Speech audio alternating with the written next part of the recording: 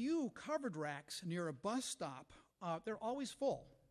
So there's a clear need for more racks near bus stops, for instance, and a strong preference that they are covered. I hope my chair, I saw her this evening, I hope she's not too cross that I didn't list everything, but we have a lot more to do tonight, and I'm going to yield the rest of my time back to the meeting. Thank you. Thank you. Article 2 is passed in the consent calendar, dismissed.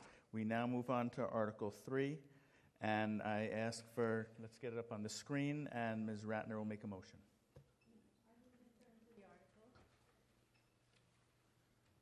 Motion was made in terms of the article. Is there a second? Let's get up. Okay, good. There it is. You may now speak to your motion. The Finance Committee recommends this article by a vote of 7-0, and our explanation is in the Finance Committee report. So if you have any questions on that, I'll be happy to answer them. But I think it's pretty straightforward, and it's something we've done in previous years. Thank you. Thank you. And Mr. Slaughter for the Select Board. The Select Board voted unanimously to recommend this article to you. Again, keeping with recent history and using this money in this way, we felt this was an appropriate use and an appropriate way to utilize this reimbursement from Medicare.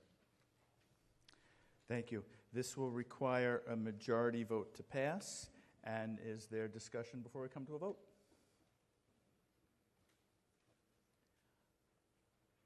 I see no hands.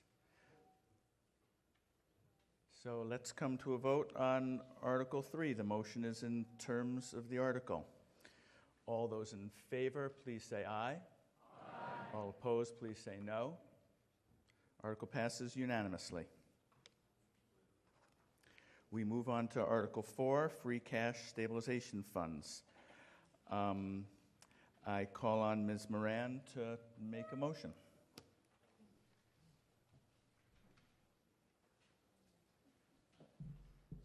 This is Article 4, Part A. I move in terms of the article. Motion has been made and seconded. You may speak to your motion.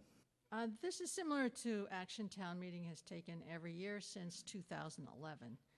We are essentially moving part of our savings from one account into another where it can earn more interest. Reserves should be about twice as much interest now. Reserves should be between 5% and 15% of operating revenue. Did we have a slide on this, Mr. Pooler? Well, we should have between 5 and 15% of operating revenue in reserves in order to maintain a good credit rating and to provide a safety net in case the economy declines again and state aid is once again reduced. We were at the upper end of that range at the beginning of this century, but then came the years 2006 to 2010 when state aid declined and reserves had to be spent to maintain essential services. And we also had to make budget cuts and lose some of our employees. With conservative budgeting, we have gradually recovered. The state certified our free cash as of July 1st at $4,322,441. That's greater than 5% of the FY16 operating budget, which is about $70 million. One of the town's financial policies is to maintain free cash at 5% of the operating budget. Therefore, the Finance Committee proposes that $650,702 be transferred from free cash to a stabilization fund. The stabilization fund stands at $5,603,245. So reserves, which is free cash plus stabilization, total $9,925,686. The transfer proposed in Article 4 will not change that total. The new thing this year in Part A, we're asking town meeting to create a new capital stabilization fund and transfer the $650,702 into that. This would be a savings account designated to help fund new capital projects, which have averaged about $2 million annually for many years.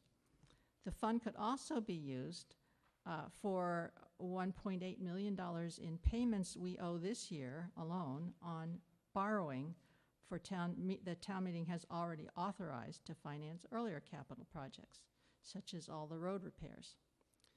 We already have a long-range capital planning process. This fund would have no impact on the decision-making of which projects to fund, but it would just be another financing source. Part of our reasoning for creating this new fund in Amherst was that there are 4 big projects looming on the horizon. New construction at the Jones Library, a new fire station, new quarters for the Department of Public Works, and some sort of major work on 1 or more elementary schools. But this new fund is not intended for anything specific. Of course, spending for any capital project requires approval by future town meetings. Creating the stabilization fund requires a 2/3 vote, as does appropriating money into it or out of it, or repurposing the scope of the fund, or closing it out to the existing stabilization fund. The Finance Committee recommends Part A by a vote of 6 in favor, 1 abstaining. And if Part A is approved, we will move to dismiss Part B. Thank you. And Mr. Slaughter for the Select Board. The Select Board voted unanimously to recommend this article to you. We feel that the establishment of a capital stabilization fund is a smart and prudent way in order to keep capital spending and capital expenditure forefront in our minds as we move forward. Thank you. As Ms. Moran stated, this requires a 2/3 vote to pass. And now I call on Mr.